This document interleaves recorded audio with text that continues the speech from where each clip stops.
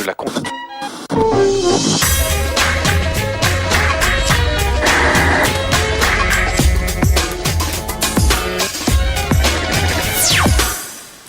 Salut à tous, samedi 12h50, plus clair, 8e édition, bienvenue. Cette semaine encore, les coulisses des émissions qui font parler d'elles, des enquêtes, des images exclusives et nos invités qui réagiront sur l'actu média. Le programme, le voici, le Média Mix pour commencer, l'essentiel de la semaine en images et en 5 minutes.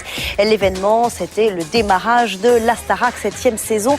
Notre Zoom, quand un paparazzi prétend qu'on lui a proposé de l'argent pour participer à l'émission Ça se discute sur France 2, gros malaise et vraie question, les invités des plateaux télé sont-ils rétribués? Enquête. Laurent Wauquiez, 32 ans, porte-parole du gouvernement, est notre premier invité. Point avec la presse, retransmis à la télé, médiatisation à outrance des ministres et divorce présidentiel. Il nous dira comment il jongle avec une actu aussi chargée. Sur ce plateau également, Anne-Sophie Lapix, la blonde Hitchcockienne de TF1. Comment prépare-t-elle le remplacement de Claire Chazal aux manettes du JT de TF1 la semaine prochaine? Réponse après le zapping. Notre dossier de la semaine, avec le retour de la fureur sur W9, c'est le comeback des émissions qui font chanter les invités. Le karaoké télé, une tendance de fond en France et aux États-Unis. Et puis, bien sûr, tous vos rendez-vous l'ITV Télé, Pascal Bataille, Laurent Fontaine s'y collent cette semaine. L'Observatoire des séries et la Webzone. Voilà, et sans plus attendre, l'actu de la semaine, résumé et passé à la moulinette de plus clair, c'est le Média Mix préparé par Karima Hamzaoui et Théodore Bourdeau. C'est parti. Dans le Média Mix cette semaine, d'abord la Star Academy, 7e édition, plus de 7 millions de téléspectateurs le premier soir, un bon démarrage. C'est parti. Une punkette, une tignasse blonde style afro, une rockeuse, bref, la nouvelle promotion se la joue rebelle, mais nous on était là 5 heures avant le prime et tout le monde flippait. Dans le micro. J'ai peur, remontez-moi. J'ai peur du noir, maman. Je commence à avoir l'impression de moi. Ah, j'ai peur. On y va, monsieur? Mais ça, c'est normal. Enceinte et des contractions, une poussée d'herpès, mais tout va bien. Tout va bien, d'accord. Là, il y a 15 caméras, un grand plateau et ouais, le stress monte. Ouais. Moins 4h45 avant l'antenne, c'est le moment de quelques conseils sur le placement des caméras et du prompteur pour les paroles en cas d'oubli.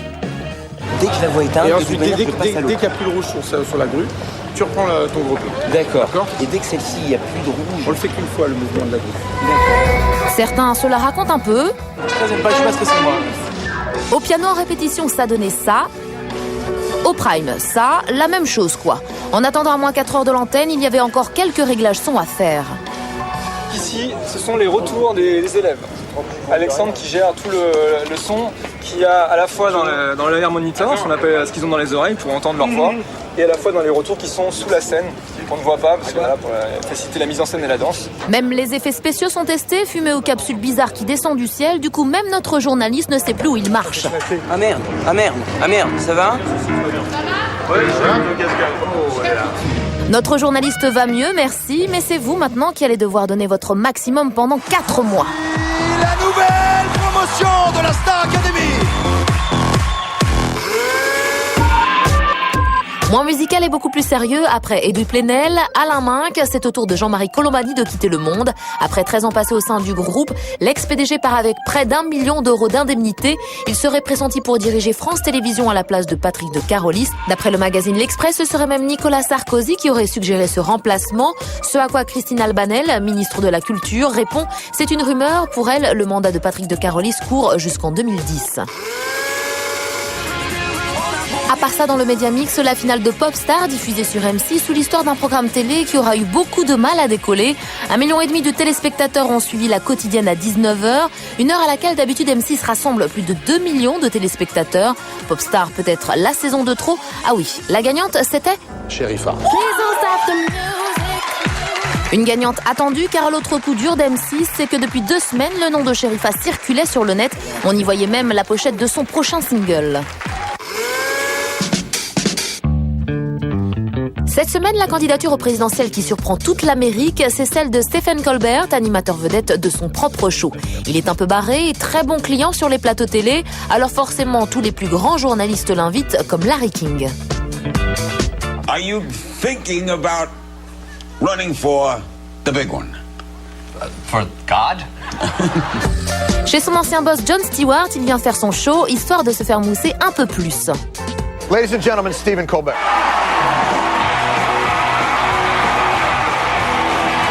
Bien sûr, la question reste la même. Are you planning a run for president of the United States? Whoa, whoa, whoa! I'm glad you asked, John. I will be making an announcement of that decision very soon. Great. Preferably on a more prestigious show. Une heure plus tard, ce show beaucoup plus prestigieux qu'il choisit pour son annonce officielle, c'est le sien. I shall seek the office of the President of the United States. Son programme républicain et démocrate, comme ça, dit-il, il aura 2 fois plus de chances de perdre. Enfin, ce soir sur M6, de la musique à 20h50, High School Musical 2. Cette comédie musicale a réalisé la plus grosse audience de l'histoire du câble aux États-Unis. Elle détient même le record mondial de bande originale la plus vendue dans le monde. Résultat, les personnages du programme sont devenus des stars, notamment un certain Zach, et ce n'est pas Perez Hilton, la référence des blogueurs People, qui dira le contraire. I still have a little fever for Zac Efron. He's the it boy of the moment. Dans la vraie vie, Zac Efron a une relation amoureuse avec Vanessa Hudgens, autre star de High School Musical, et dans leur vraie vie de couple, il leur arrive aussi des trucs de fou. Vanessa, par exemple, a failli se faire virer du show à cause de photos d'elle en petite tenue qui circulaient sur le net. Quant à lui, Zac, comme il gagne beaucoup d'argent maintenant, il s'est acheté une belle voiture qui roule vite, mais il s'est fait arrêter par la police pour excès de lenteur. Et dites bonjour. D'accord. Après Disney Channel, c'est M6 qui va tester l'efficacité de High School Musical auprès du public. Fera-t-elle autant d'audience qu'aux États-Unis? Réponse ce soir à 20h50. Mercredi soir, diffusion de Ça se discute, animé par Jean-Luc Delarue. Très animé même, puisqu'on en est venu aux mains. La bagarre entre Daniel Ducruet et le paparazzi Jean-Claude Elfassi a bien été gardée au montage. Le photographe affirme qu'on lui a proposé de l'argent pour cette participation. Réservoir Prod, la société de production, a réagi cette semaine dans un communiqué de presse. Alors, les invités qui viennent sur les plateaux de télé sont-ils payés? Et si oui, pourquoi c'est un tabou? Enquête de Laetitia Krupa. Mercredi, Ça se discute a fait 32,1% d'audience, un excellent score servi par une belle polémique. Une bagarre entre Daniel Ducruet et le paparazzi Jean-Claude Elfassi et un invité payé, le même Elfassi. Il y avait 3 jours de tournage, il y avait un plateau qui a duré quelques heures. Time is money, donc le temps c'est de l'argent, il est normal que je demande à être payé. Réponse tardive de Réservoir Prod qui admet avoir payé 500 € le paparazzi. Alors la question se pose, les invités sont-ils rémunérés pour venir sur les plateaux télé? Dans les talk-shows, les témoins anonymes sont défrayés, c'est-à-dire que la production leur paye les transports et l'hôtel. Et pour les célébrités, la règle est très simple. On ne rémunère personne à partir du moment où ils sont tous en promo. On a eu des demandes qu'on a refusées. On a eu à un moment donné, soi-disant Tyson qui devait venir, qui nous a demandé de l'argent. Pamela Anderson qui devait venir, qui nous a demandé de l'argent, voilà, c'est... Mais aujourd'hui, les chaînes achètent un grand nombre d'émissions à des maisons de production indépendantes qui se battent pour décrocher les meilleurs invités. Si vous essayez d'avoir quelqu'un qui n'est pas en promo, vous n'avez absolument aucune chance de l'avoir. Donc si vous y tenez absolument, il va falloir commencer à parler d'argent et peut-être là, comme ça, vous aurez un moyen peut-être de parvenir à le faire venir. Et qui dit grosse pointure, dit gros budget. Quand on a essayé d'avoir des gens comme Clinton ou Gorbatchev, par exemple, c'était les sommes qui étaient annoncées, qui dépassaient les 50 000 €, c'était des sommes qu'on n'était pas capable de mettre sur la table pour les avoir. Dans les émissions de variété, c'est tout le contraire. La plupart du temps, les stars internationales ne sont payées que par leur maison de disques. Et pour les artistes français, la règle est la même que dans les talk-shows. Si vous faites un spécial Charles Aznavour, et que vous allez demander à des artistes comme Marc Lavoine, Patrick Bruel, de venir chanter une chanson qui n'est pas à eux, mais qui est une chanson de Charles Aznavour en l'occurrence, vous allez donner un cachet. Pourquoi ? Parce que l'artiste, en principe, vient sur un plateau de télé pour faire sa promotion. Mais dans certains programmes, notamment la Star Academy, les monuments de la chanson comme Johnny, Aznavour ou Michel Sardou perçoivent un cachet dans tous les cas, promo ou pas. Oui, recevoir un monsieur comme Johnny Hallyday et qu'il accepte de partager 1, 2 ou 3 titres avec X ou Y, c'est logique de donner un cachet pour ça. Pour les spécialistes qui interviennent sur les chaînes d'infos, les choses sont beaucoup plus précises. Les invités occasionnels, on ne les paye pas. Les gens qui viennent donner leur expertise sur un sujet d'actualité fort, on ne les paye pas.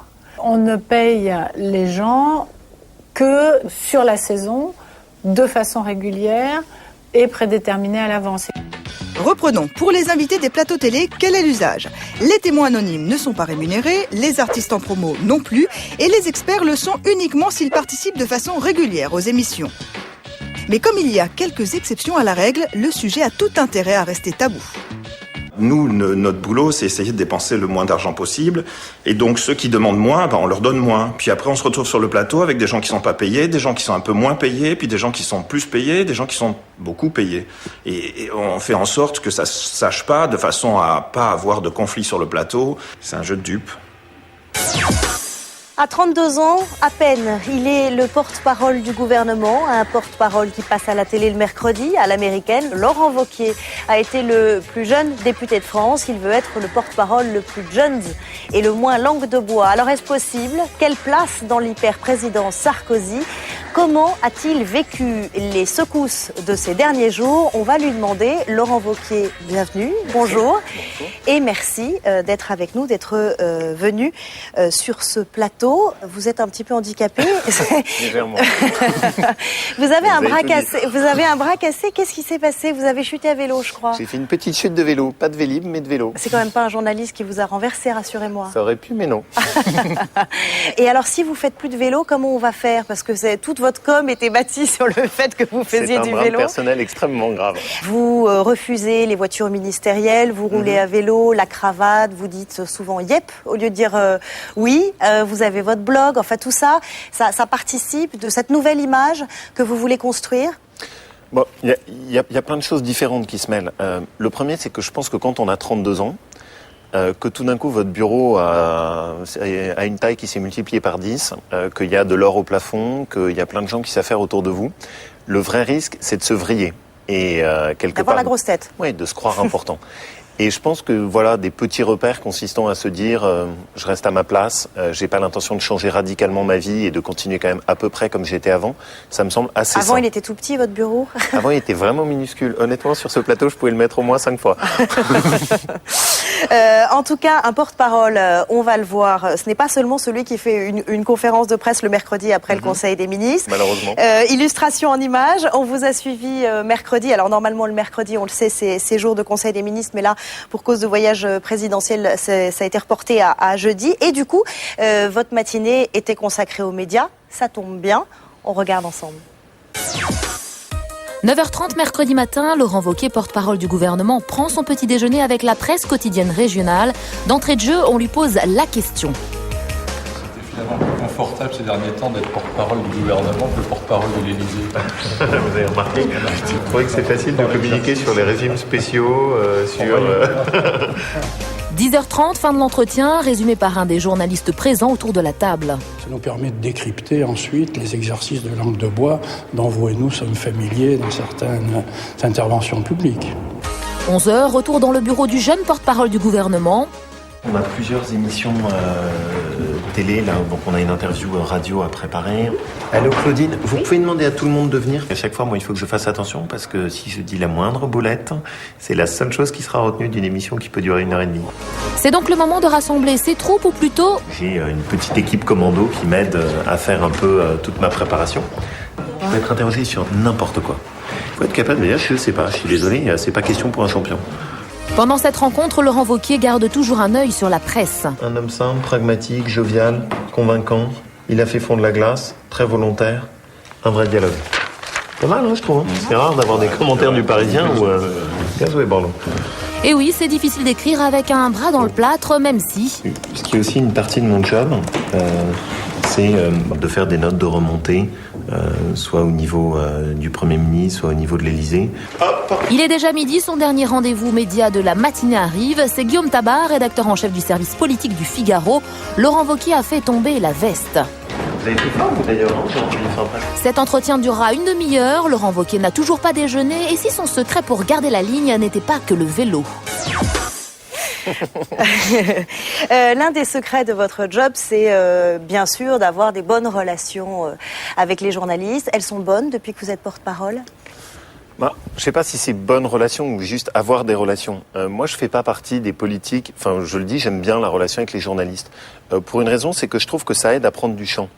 Vous voyez, c'est des emplois du temps un peu de fou, où les choses se succèdent les unes après les autres. Et finalement, quand on est politique, le moment où on active un peu ces neurones sont relativement rares. Et c'est tout bête, mais discuter avec des journalistes qui vous obligent à prendre du recul sur ce que vous faites, ça aide. Il y a des moments où c'est moins facile que d'autres. En ce moment, octobre noir, les prévisions de croissance revues à la baisse, les grèves, la loi sur l'immigration, vous le savez mieux que moi. Et évidemment, la séparation du couple présidentiel, qui est un cas inédit. Comment on fait pour en rendre compte, ou plutôt pour ne pas en rendre compte ? Moi, mon travail, c'est quand même, dans des moments comme ça, de dire, l'engagement public... On va entendre justement ce qui s'est passé. Hein. On vous a vu, on vous a entendu. C'était 24 heures avant l'officialisation de la rupture. Je sais que c'est un sujet qui vous préoccupe beaucoup. Selon l'expression consacrée que je reprendrai, je n'ai pas de commentaire à faire sur ce sujet. Là, on est le mercredi 17, selon l'expression consacrée. Donc, vous sous-entendez vous-même que vous êtes tenu à ne rien dire. Oui, parce qu'il est évident, et c'est là où parfois, il y a un jeu de rôle. Les journalistes qui sont dans la salle savent très bien que je ne vais pas répondre. La consigne commune, c'était de dire, c'est au président de communiquer lui-même. Vous n'aviez pas de commentaire à faire, mais vous étiez au courant. Moi, j'étais pas particulièrement au courant. Sincèrement, je pense que parfois des journalistes étaient plus au courant que moi. Moi, mon travail... Et ils n'essayaient pas, eux, de vous soutirer des informations, si, même en off, comme on dit, dans les couloirs? Si, bien sûr. Il y a cette espèce de jeu où on essaye de vous dire, alors, quand est-ce que ça va être annoncé, le communiqué tombe quand, qu'est-ce qui se passe? Il y avait une pression des journalistes, puisqu'on savait que le lundi 15 octobre, le couple s'était rendu chez le juge. Donc c'était un secret de polichinelle. Et face à cette pression, vous continuez à... Comment on résiste? Tout simplement, sincèrement, ce qui est plus difficile, c'est quand on a expliqué des réformes un peu compliquées. Là, dire juste, c'est pas à moi de faire un commentaire. Bon, voilà, on a l'impression parfois d'être un peu stupide, mais ça fait partie du job. En tout cas, on le comprend un petit peu en vous interrogeant. C'est un job pas facile. Alain Juppé, un certain Nicolas Sarkozy, Jean-François Copé, ils sont passés avant vous. Comme quoi, ça peut mener à tout. Je vous propose en tout cas d'écouter le commentaire d'un journaliste politique. Bon, Laurent Wauquiez, c'est un ambitieux, ce qui n'est pas un défaut, hein. Et la personnalité plutôt communicante, c'est un surdoué, hein, et en même temps c'est un personnage plutôt agréable avec les journalistes, plutôt performant. Le point faible, c'est comme c'est un ambitieux, je crois qu'il commet parfois quelques faux pas. Je citerai par exemple un papier dans Paris Match cet été. Vous voyez Laurent Wauquiez et madame avec leurs enfants chez eux. Je pense pas qu'il ait besoin vraiment de ça aujourd'hui. Et puis aujourd'hui, être porte-parole du gouvernement, ça n'a aucun sens dans la mesure où il y a un porte-parole du président de la République et le premier porte-parole, c'est Nicolas Sarkozy lui-même. Donc le porte-parole du gouvernement, c'est un poste fantôme ? Je crois que c'est un emploi fictif. Je lui recommande de venir faire l'emploi fictif avec moi, Jean-François Achilli. Ça vous fait rire, pourtant Oui. C'est une image forte. Ça vous blesse pas d'entendre emploi fictif ? Non, pas du tout. Je crois que le commentaire là est un peu daté. C'est-à-dire, c'était une question qui se posait notamment fin août, début septembre, où les gens disaient, voilà, comment est-ce que tout ça va s'organiser. Aujourd'hui, les commentaires que j'entends plutôt, c'est porte-parole du gouvernement, c'est pas trop dur, vous êtes tout le temps au front, c'est difficile. Je crois qu'au contraire, et là-dessus, ça m'étonne même que Jean-François Achilli, qui d'habitude fait des analyses assez pointues, ait pas repéré que dans une société où la communication est devenue extrêmement importante, c'est même une partie de l'action, bien communiquer, c'est une condition pour réussir une réforme. La pipolisation, parce que Jean-François Achilli en parlait également, pour lui c'est une erreur de poser dans Paris Match. Vous le regrettez, vous ? Je ne sais pas si c'est une erreur ou non. C'est un passage obligé ? Pour tous les membres du gouvernement, parce que Non, vous n'êtes pas je on les voit tous. Rachida Dati, elle est encore en couverture de Point Bien de sûr. Vue, habillée par John Galliano, Xavier Bertrand. Je crois qu'effectivement, aujourd'hui, ça fait partie d'une tendance de fond. La tendance de fond, c'est quoi ? C'est que les citoyens jugent, au-delà des idéologies aussi, le tempérament, le caractère des personnes politiques auxquelles ils font confiance. Quand vous étiez le Benjamin de l'Assemblée nationale, vous étiez sur tous les plateaux de télé, vous disiez « je veux faire de la politique autrement, je veux pas faire de la langue de bois ». Vous tenez ? Vous arrivez à tenir ? Non, je tiens pas. Il y a des fois où je tiens, il y a des fois où je tiens pas. Vous regardez évidemment la télévision, en plus de lire la presse. Je vous propose de faire une petite interview très rapide. Aïe, aïe. C'est en 60 secondes chrono. Je vous parle d'émissions télé diffusées cette semaine. Vous me dites si vous avez regardé ou si vous allez regarder. D'accord. Samedi, la finale de la Coupe du Monde de rugby. Non. Non. Vous aimez pas le sport? Si, j'adore le sport, mais là, il se trouve que j'avais notamment le baptême de ma fille. Zone interdite dimanche dernier, Mélissa Thuriot. Oui. Les prédateurs sur l'affaire Elf, diffusé lundi sur Canal+, deuxième partie. Non. Dommage, Je n'ai vous pas avez raté Canal. quelque chose. Mardi, la Starac, la 7e. J'aime bien regarder de temps en temps, je trouve que c'est très révélateur sur les évolutions de société. Le JT de PPDA. Oui. Celui de Claire Chazal. Oui. Ce soir ou jamais, Sur Internet, présenté en par général. Frédéric Tadei. Non. Non. Le Renard, série allemande, diffusée tous les jours à 15h sur France 2. Ce serait pas sérieux que je vous dise oui. Le grand quiz du cerveau ce soir sur TF1. Carole Rousseau, Benjamin Castaldi aux manettes. J'évite question pour un champion. Oui. Et ben voilà. On est au bout de ces 60 secondes chrono. Merci beaucoup, en tout cas, d'avoir répondu à toutes nos questions, d'être venu sur le plateau de Plus Clair. On va passer sans transition à notre séquence Bug TV. Quand la télé dérape, perd le contrôle et devient presque absurde, c'est une sélection de Vincent Calvet. Cette semaine dans Bug TV, il y a le journal de 13h de TF1 qui s'ouvrait mercredi d'une drôle de façon. D'abord, une mauvaise nouvelle. Il y a quelques jours, une Parisienne de 87 ans a reçu chez elle une lettre lui annonçant qu'elle était morte. Quel farceur ce Jean-Pierre Pernaut. Du coup, on a essayé de voir ce que ça donnerait s'il se lançait dans le one-man show. On s'est dit que ce qu'il manquait à son journal, c'est un public qui soit avec lui en studio. Un mot de la bourse, c'est pas ce qu'elle veut. Elle baissait avant-hier, elle montait hier. Elle baisse un tout petit peu alors qu'il est moins 0,1. En voyant ce reportage, je peux pas m'empêcher de pencher. Je ne peux pas m'empêcher de penser à tous ces soi-disant journalistes qui critiquent sans arrêt ce journal de 13h sans le regarder. Dommage pour eux. Bah finalement, il est pas mal son journal. C'est pas facile d'être animateur de Star 6 Music, l'émission diffusée tous les matins sur M6. D'abord, on est toujours interrompu par la pub. Vous gagnerez dans quelques minutes à peine. 51 800 €, vous appelez maintenant, vous gagnez. Et en plus, on parle au téléphone à des candidats plutôt dissipés. Allô? Allô? Oui. Marie-Louise?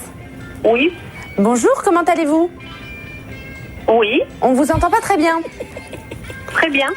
Du coup, on sent comme une certaine lassitude dans le couple que forment les deux animateurs. Il y a comme des remarques assassines. Alexandre ne sait pas comment on envoie des SMS, donc il n'y a aucun souci, je vous expliquerai après. Bah oui, c'est pas de sa génération. Comme Karine aussi, elle prend de l'héroïne dans les loges avant. Non mais arrêtez de dire des conneries. C'est pareil, enfin. c'est comme Robbie Williams. Enfin, le dernier bug qui a retenu notre attention cette semaine, c'était mercredi soir sur France 2. Non, il ne s'agit pas des échauffourées qui ont eu lieu sur le plateau de Ça se discute, mais de la bande-annonce qui a suivi ce programme. Des mots de minuit, ce soir. Admirez la mine réjouie des invités de cette émission. La photographie avec Laurence Leblanc, l'écriture. En tout cas, rassurez-vous, dans Des mots de minuit, personne n'a tapé sur personne.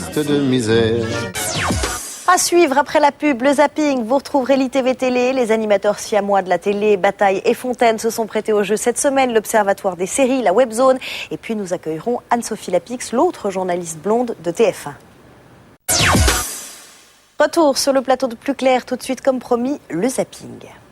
Quand deux personnalités de la télé font les questions et les réponses, ça donne l'ITV Télé. Cette semaine, Pascal Bataille et Laurent Fontaine. Tu demanderais à Valérie Damido de redécorer ton appart ? Non, mais je redécorerais bien le sien. Plutôt Starac ou Nouvelle Star ? Nouvelle Star. Ton rituel avant de passer à l'antenne ? Toucher tes fesses. Mais ça aussi, tu le sais. Tu t'imagines membre du CSA dans 20 ans ? J'adorerais être membre du CSA pour faire chier tout le monde autant qu'ils me font chier aujourd'hui. Avec quel animateur du PAF tu aimerais prendre une douche ? On va dire Olivier Mine pour voir s'il est vraiment aussi musclé qu'il a l'air dans Fort Boyard. Tu kiffes Arlette Chabot ? Et tu connais la réponse, c'est pas très drôle. La vérité ? Ouais, je la kiffe. Est-ce que t'as déjà été ivre à la télé ? Une fois dans La Fureur avec Arthur, où on avait vraiment bien arrosé les choses avant de commencer l'émission, et on a continué pendant l'émission, et je crois que je savais plus trop ce que je disais. Chante-moi ton générique de télé préféré. Je chante comme une casserole. Ah si, un truc que j'aimais bien, c'était...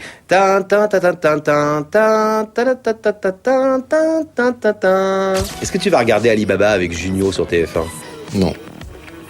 Si tu devais partir sur une île déserte, ça serait plutôt avec Yves Calvi ou Julien Lepers ?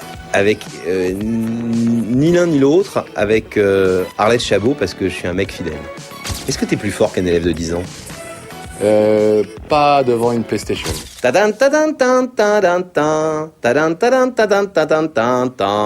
C'est quoi les initiales de ton pire ennemi dans le PAF ? La question horrible. DS. parce que j'aime pas les seins justes de la télé. Avec quelle personnalité t'a-t-on déjà confondu? Je connais la réponse, attention. Avec toi. Faut-il coucher pour faire de la télé? Je pense que t'es mieux placé que moi pour répondre à cette question. L'émission qui te remonte le moral. Les films porno sur Canal, le samedi soir, parce que j'adore les histoires d'amour qui se terminent bien. Est-ce que la télé, c'est l'opium du peuple? Faut arrêter de mépriser le peuple et de penser qu'il a besoin d'un opium. Tintintin, tintintin, tintin. Il y a que l'heure de vérité qui compte. Voilà, interview croisée réalisée par Alexandre Pérez. On retrouve Pascal Bataille et Laurent Fontaine tous les samedis à 18h30 sur Jimmy dans leur nouvelle émission C'est Off. Clara est partie, Clara revient, Clara Scheller, nouvelle saison avec un nouveau casting. Oubliez Mélanie Doutet et Frédéric Diefenthal. Place à Zoé Félix et Patrick Mille. Cette nouvelle version aura-t-elle autant de succès que la première série? Nous sommes allés en région parisienne sur le tournage des 6 prochains épisodes. Vincent Calvet.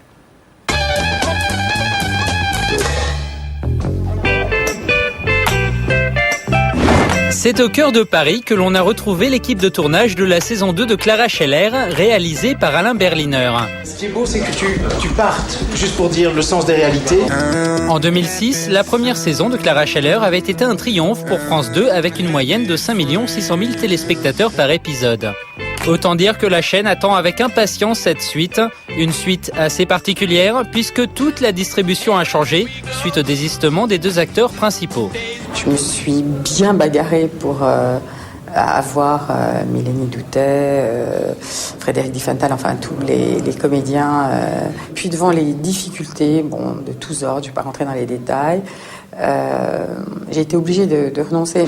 Gardez le silence, s'il vous plaît, on continue. C'est très déstabilisant pour un auteur qui a confié ses personnages à des acteurs, d'entendre dire que les acteurs vont pas assurer la 2e saison. Moi, j'avoue que ça m'a bien sûr énormément affecté. Clara, qui était jouée par Mélanie Doutet, a désormais les traits de Zoé Félix, qui n'avait pas suivi cette série à la télé. L'agent m'a dit regarde quand même parce qu'il y a des codes et tout, c'est bien de le regarder. Et Alain Berliner m'a conseillé au contraire de ne pas la voir. Voilà.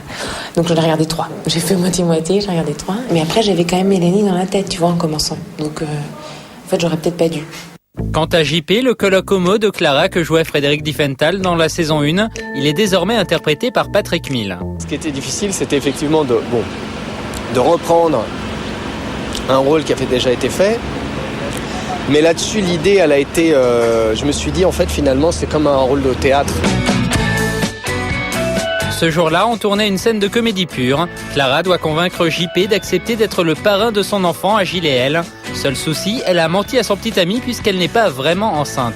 La scène qu'on va tourner tout à l'heure, c'est à la fois Clara qui vient dire à JP « il faut que tu acceptes » et l'autre qui dit « mais enfin, tu vas pas m'entraîner dans tes mensonges » parce que lui, il n'a pas du tout envie de ce genre de conneries. Le parrain de ton bébé fantasmagorique ? Hors de question. Là, tes mensonges, ça commence vraiment à... Dis donc, monsieur le champion de la vérité, moi, pendant 2 ans, je me suis fait passer pour ta petite amie auprès de tes parents. Alors, tu me dois au moins ça.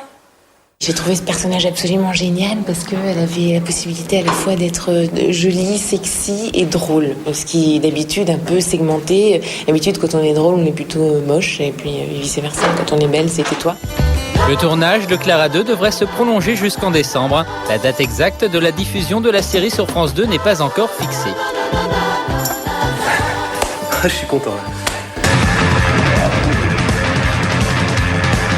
Une nouvelle série anglaise plutôt trash démarre dès ce soir sur la chaîne Europe 2 TV. Laissez-moi entrer ou je défonce la porte. Shameless dresse le portrait à la fois réaliste et loufoque de plusieurs frères et sœurs et de leur ivrogne de père qui vivent dans une cité de Manchester. Et tu nous emmerdes à cette heure dans la nuit. Ouais. Au moins, t'écoutes des trucs qu'on aime.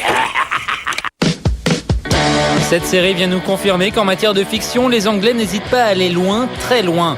Malheureusement, elle n'est diffusée qu'en VF et le doublage franchement médiocre risque de dissuader plus d'un téléspectateur. Ça y est, elle l'a tué.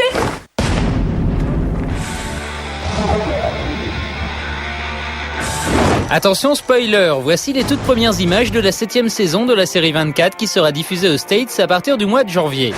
Mr. Bauer, we have a national security matter that has gone critical. Say the wrong thing, he can go off. I can handle Bauer.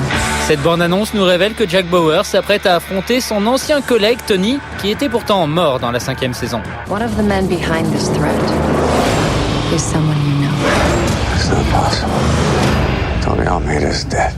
Une bande-annonce précédée d'un message de l'acteur Kiefer Sutherland. Hi, I'm Kiefer Sutherland, and I want to thank you again for making 24 one of the most watched shows on television. En attendant, la saison 6, elle débarque en France sur Canal+ à partir du 22 novembre. La blonde qui monte à TF1 est journaliste depuis 2006. Elle anime avec Harry Roselmack le magazine d'info 7 à 8. Elle est aussi le joker de Claire Chazal qu'elle remplacera pendant les vacances pour le JT dès vendredi prochain. Alors, rencontrera-t-elle le même succès que l'été dernier? Nouveau challenge. Mais qu'est-ce qui fait donc courir Anne-Sophie Lapix? Elle va nous en parler. Elle est avec nous. Merci beaucoup, Anne-Sophie, d'être venue sur le plateau de Plus Clair. Vous présentez donc 7 à 8 chaque dimanche sur TF1 depuis septembre 2006 et évidemment vous allez de nouveau remplacer Claire Chazal puisque elle part en vacances. Vous êtes contente? Ah oui, je suis ravie. Je suis ravie. Je ne savais pas si j'allais avoir ce remplacement, donc, parce que l'an dernier, ça n'avait pas été le cas. Donc, je suis absolument ravie. Vous êtes toujours contente quand elle part en vacances? Vous aimeriez avoir plus de présence à l'antenne? Non, pour l'instant, ça me va parfaitement bien. On a beaucoup parlé de vos audiences, du succès de votre JT l'été dernier. Il y avait même un article du Parisien qui a beaucoup insisté sur les audiences de votre journal, qui était meilleur que le journal de Claire Chazal. 43% de part d'audience contre 39%. Ça vous pèse cette pression médiatique que l'on met sur la concurrence entre les deux journaux? Ce qui me pèse, c'est lorsqu'on essaie de nous dresser l'une contre l'autre en publiant des articles comparant, sur des comparaisons souvent idiotes. Ça me pèse, mais sinon, non, il n'y a pas de problème. La guerre des blondes n'aura donc jamais lieu. Elle n'a pas lieu, ça fait 1 an qu'on nous l'a prédit et elle n'a pas lieu entre Claire et moi. On se connaissait avant, on s'appréciait avant et ça continue. On sait que ça vous agace, mais en même temps, la succession, c'est normal que les journalistes en parlent et y pensent. Et c'est peut-être normal aussi que vous y pensiez. En tout cas, être titulaire d'un journal un jour. Oui, c'est tout à fait normal que vous maquillant le matin, comme d'autres. Que vous posiez la question. Mais alors, vraiment, je n'y pense pas en me maquillant le matin. Et je n'y pense pas en règle générale. Je suis sa remplaçante, je suis contente de le faire. Si un jour on me propose de la remplacer, j'accepterai. Mais c'est loin d'être une obsession. Et d'ailleurs, lorsque je suis partie il y a 1 an et demi, 2 ans même, sur M6, à l'époque, j'ai absolument renoncé à jamais au journal de TF1. Finalement, on me l'a reproposé, donc je suis revenue. Mais vous voyez que ça n'a pas dirigé mes choix. C'est Nonce Paolini qui a remplacé le duo Étienne Moujotte-Patrick Lelay. On dit que vos relations sont très bonnes avec Nonce Paolini. Ah bon? Oui. Ah bah écoutez, tant mieux. elles sont bonnes, effectivement. C'était le cas avec l'ancienne direction également. L'ancienne direction m'a choisi, Nonce hérite de moi. Mais la transition, justement, comment s'est-elle passée? Elle est plutôt douce, dans la mesure où Patrick Lelay était associé au choix de Nonce Paolini, qu'Étienne n'est plus là, mais qu'il est un petit peu là quand même, qu'on le voit de temps en temps. Donc ça se fait plutôt doucement, calmement. Robert Namias, lui, est resté... toujours là. Oui. Et c'est quand même mon interlocuteur privilégié. Voilà, il est resté patron de l'info. Il y a toujours des rumeurs dans les couloirs de TF1 sur son départ. Ça dépend des semaines. Ça se calme un petit peu en ce moment. Là, ça revient très régulièrement. Oui, ça fait bien 1 mois qu'il n'y a pas eu de rumeurs. Donc, vous voyez, mais on en est là. Bon, c'est notre lot quotidien, on s'y fait, et je crois que c'est pour lui que c'est le plus difficile, mais là, je crois que les rumeurs commencent à se taire parce que on voit bien qu'il reste. 7 à 8, nouveaux décors, 4 reportages, c'est une nouvelle saison. Dans Télé Loisirs, Laurence Ferrari et Thomas Hugues ont eu des critiques assez sévères, vous ont critiqué, enfin pas vous, mais l'émission 7 à 8 assez vertement. Nous ne reconnaissons plus l'émission. Ça vous a blessé ? Ça m'a étonnée parce que c'est pas leur stratégie de communication habituelle. Et d'ailleurs, je les ai croisés 2 jours après. Et Laurence m'a certifié qu'elle avait été piégée et qu'elle n'avait absolument pas voulu dire ça, qu'elle tenait beaucoup à l'émission et qu'elle nous trouvait très bien. C'est vous qui décidez du sommaire en accord avec votre producteur Emmanuel Chin? C'est la rédaction en chef en accord avec TF1, avec Robert Namias. Donc en fait, tous les lundis, on se réunit, on établit un conducteur et on soumet nos propositions à Robert Namias qui généralement les valide. Vous avez eu à défendre un sujet quand il ne les validait pas, quand il y avait quelque chose qui vous tenait à cœur?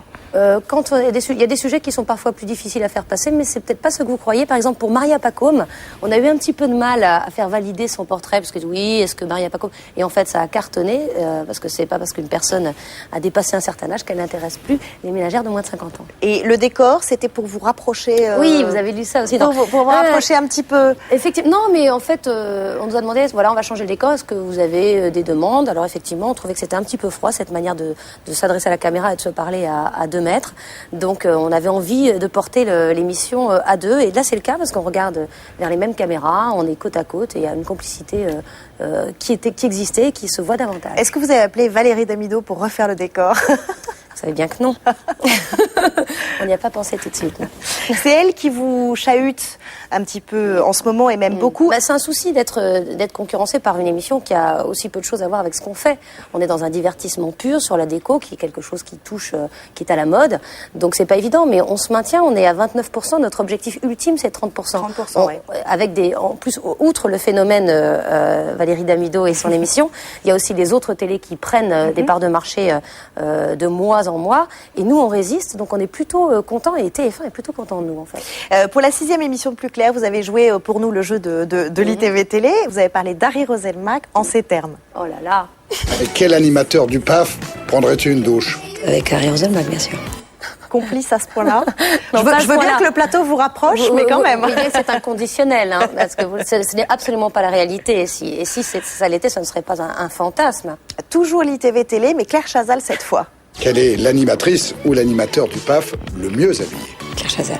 Alors je sais que vous avez la réputation d'être sincère et sympa, mais là quand même c'est très politiquement correct. C'est pas du tout politiquement correct. Je vais vous dire, en fait, c'est la même personne qui nous habille quand on fait le journal, donc c'est facile. Vous n'avez pas intérêt à. Donc c'est Viviane Blassel en fait qui s'occupe de la mode à TF1. Voilà, et je trouve qu'effectivement le look de Claire est très réussi, et je vous le dis, je pouvais citer n'importe qui d'autre. J'ai pas besoin de failloter. Est-ce que vous pensez que la médiatisation, voire la surmédiatisation, c'est un passage obligé quand on... Je ne me prête pas du tout au jeu, et je vois pas l'intérêt, mais voilà. Cette pression médiatique et même la presse people, vous dites en avoir peur, et vous dites même ça me rend parano à ce point-là. Ça peut me rendre parano parce que j'ai déjà été suivie par des paparazzis. Vous avez attaqué d'ailleurs. Non, mais un jour, je me suis rendu compte que j'étais suivie par un paparazzi, donc je me suis mise à son niveau, je l'ai pris en photo. Je lui ai dit, voyez, je vous fais la même chose. Et on a discuté, il m'a expliqué effectivement comment ça se passait, comment ça marchait. Il travaillait pour quel média? Il n'a pas voulu me le dire, c'est la seule chose qu'il n'ait pas voulu me dire, mais il m'a expliqué depuis combien de temps il était là. Il a expliqué qu'il avait accès à mon immeuble, qu'il connaissait l'adresse de l'école de mes enfants, qu'il les connaissait. Ça m'a totalement terrifiée. Deuxième saison sur TF1. Avant, vous étiez sur M6, donc à zone interdite. Et maintenant, avec le recul, quelles sont on va dire, les 3 différences majeures entre ces 2 chaînes qui se livrent une concurrence acharnée? Alors la première différence, c'est qu'il y en a un qui est leader et l'autre qui est challenger. Donc à chaque fois qu'on fait un bon score à M6, on est content, et quand on fait un mauvais score, on n'est pas trop déçu, on se dit que c'est normal.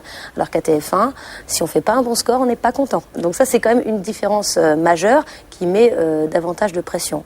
La deuxième différence majeure, c'est hélas pour M6, c'est la rédaction de TF1, parce que TF1 est construite autour de sa rédaction. C'est ce qui prime, c'est l'info. Et en termes d'exposition, de communication, de l'image qu'on a de vous, est-ce que ça a beaucoup changé? Est-ce qu'il y a une différence majeure entre les 2 chaînes? Je fais beaucoup moins de presse depuis que je suis à TF1. On n'a pas cette obligation de répondre à 14 interviews par jour dans les pires moments quand on est sur TF1. Ça me pesait, ça me prenait du temps. Ça me pesait pas plus que ça, puisque c'était quand même toujours assez sélectif. On vous obligeait à le faire. On vous disait ça fait pas. On vous mettait un peu de pression en vous disant fais-le parce que ça fait partie du job. Est-ce que tu peux faire ça? Est-ce que tu peux faire ça? Est-ce que tu peux faire ça? On en rajoute. Et c'est vrai qu'on répond à peu près à tout. Mais ce qui est une bonne stratégie pour une chaîne challenger, il faut communiquer, il faut montrer ses animateurs, ses animatrices, ses journalistes. C'est important.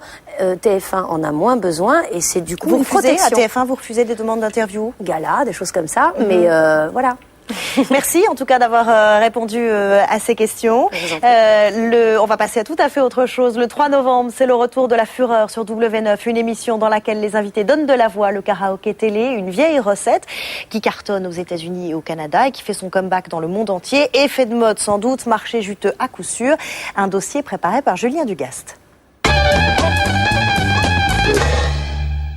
C'est la tendance du moment, le karaoké est de retour à la télé. Les deux programmes qui cartonnent depuis cet été aux États-Unis sont des émissions où le principe est archi simple, faire chanter les candidats. La Fureur fait son grand retour samedi prochain sur W9. Et bientôt, votre Zapette pourrait bien être équipé d'un micro. Le jeu musical, avec des célébrités ou avec du grand public, c'est quelque chose qui fonctionne en télé. Je crois que ce qui est important, c'est vraiment que c'est agréable de chanter, que les Français aiment chanter, que c'est drôle, que ça peut prêter à plein de situations. Bref, le karaoké en télé, c'est pas franchement nouveau et pourtant, c'est la grosse mode du moment. J'ai vu Berlin, Lucas et Pékin, comme si j'y étais.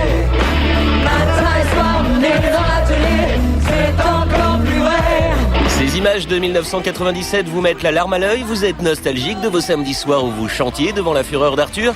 Séchez vos larmes, cette émission est de retour. Ça se passe sur W9 et c'est Alex Devoise qui joue les maîtres de cérémonie. Même si le concept est des invités qui chantent, je pense qu'au travers des épreuves qu'on a pu mettre à l'antenne, au travers du DJ, au travers de la déco, au travers de toutes ces choses-là, perso, si tu me poses la question, moi j'ai le sentiment que c'est une émission nouvelle. Une émission nouvelle ou plutôt l'évolution d'un concept abandonné il y a 7 ans. Un concept qui a été inspiré par la première émission du genre en France, ça s'appelait La Machine à chanter. C'était sur Antenne 2 en 92 avec Daniela Lombroso. Vous avez bien fait de venir chez nous ce soir parce que nous allons chanter ensemble et c'est ici seulement que ça se passe. Il n'y a qu'ici que vous pourrez chanter comme ça avec une émission de télévision. Je pense que ce qui est amusant de toute façon pour le public, c'est qu'on soit impliqué, c'est que l'animateur soit impliqué. En voyant notre mine ravie. Si l'animateur reste sur un piédestal et se moque des autres ou des choses comme ça, c'est moins sympa. C'est si beau. Tout le monde chante, hein. De partir n'importe où. De partir n'importe où. Bras dessus, bras dessous. Bras dessus, bras dessous. En chantant des chansons. T'as un petit tour sur le plateau ? Retour en 2007. La lumière, du clinquant, de la boule à facettes, du lustre, la boîte de nuit, quoi. Hein, c'est ça. Voilà. Aux côtés d'Alex, l'une des nouveautés de cette version reliftée, un DJ, en l'occurrence DJ Jackie, une star à Saint-Tropez. Donc c'est des cycles que par toute la musique de la Fureur.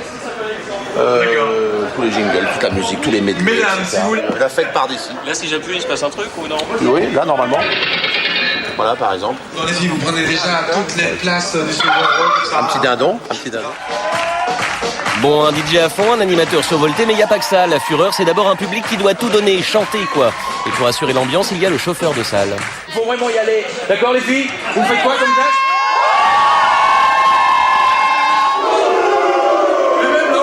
Les buzzers des filles, ça fait ça, regardez. Ça fait ce bruit-là. Hit me, d'accord? Alors vous avez le droit de faire hit me. Placez-vous là, pas de problème. Alors, et pour les garçons c'est complètement différent. Les gars, ça fait quoi? Ok, mais la base de la Fureur, c'est surtout 2 équipes de people, une équipe de filles et une équipe de garçons. Comment tu vas? Cette préparation, c'est quelques coupes de champagne pour pas avoir trop de stress. Mais la Fureur n'est pas un cas isolé. De l'autre côté de l'Atlantique, le karaoké télé, c'est déjà un succès.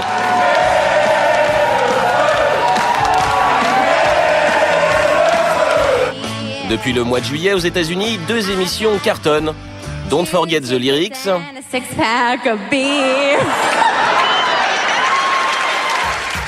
Un programme entre La Fureur et Qui veut gagner des millions diffusé sur Fox et The Singing Bee sur NBC qui réunit chaque semaine 13 millions d'Américains. On a vu apparaître ça aux États-Unis, 2 chaînes Fox et NBC qui ont fait des jeux presque identiques. Simplement dans celui de Fox, Don't Forget the Lyrics, il y a pas mal d'argent à gagner. Dans The Singing Bee sur NBC, il y en a pas beaucoup. De bons vieux jeux qui font saliver les chaînes françaises. TF1 travaille actuellement sur une adaptation de The Singing Bee et France 2 aurait demandé à Nagui de préparer un Don't Forget the Lyrics français. Aujourd'hui, dès qu'il y a un truc qui accroche un petit peu aux États-Unis, toute la terre entière se jette dessus et veut adapter ce format. Bref, les plateaux télé n'ont pas fini de ressembler à des boîtes de nuit. Oui, c'est ça, c'est un peu l'after, quoi. Avec la petite suée, c'est ça. Sans les odeurs de clope, mais c'est dans l'esprit. Là. La Fureur, le retour, c'est samedi prochain sur W9. Chaque semaine, l'actu du net avec Karima Hamzaoui. Cette fois-ci, elle a rencontré un journaliste iranien en exil qui veut résister au régime des mollahs sur son blog. Elle a aussi repéré une candidate très sexy qui veut devenir présidente de l'Argentine. L'élection a lieu demain, dimanche.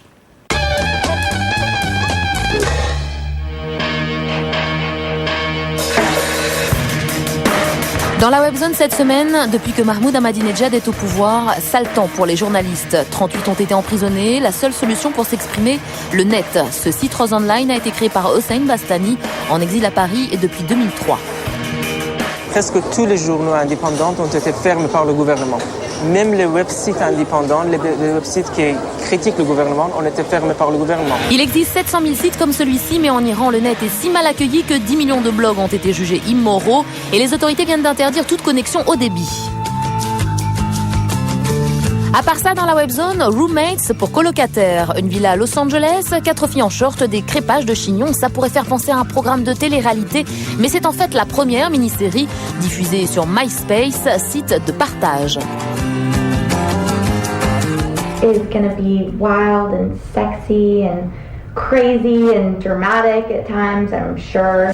Lancée le 22 octobre, cette web télé-réalité a une particularité et c'est vous, internautes, qui décidez de faire évoluer l'histoire des 4 personnages comme vous le souhaitez. Seule chose qui ne peut pas changer, leur prénom, et ça, on le comprend. My parents named me after the famous actress Sigourney Weaver, and I've always wanted to be an actress. En tout, il devrait y avoir 45 épisodes de 3 minutes chacun. À vous d'être le plus imaginatif pour faire évoluer le premier scénario online. Vous avez jusqu'au 21 décembre. Don't cry for me, Argentina. Demain, c'est le premier tour des élections présidentielles en Argentine. Elle, c'est Luli Love, candidate qui a fait toute sa campagne sur le net. Son programme, rendre son pays plus sexy. Luli a 26 ans, elle est comédienne et stripteaseuse. Pendant plusieurs semaines, elle a attiré des milliers d'internautes sur son site, faisant un peu d'ombre à celle qui devrait être élue, la beaucoup plus sérieuse Cristina Kirchner, femme de l'actuel président argentin. Voilà, Plus clair, c'est fini. Tout de suite, un café, l'addition qui va avec, en compagnie de Pascal Clark. Plus clair revient samedi prochain, 12h50. Et d'ici là, ouvrez grand vos yeux.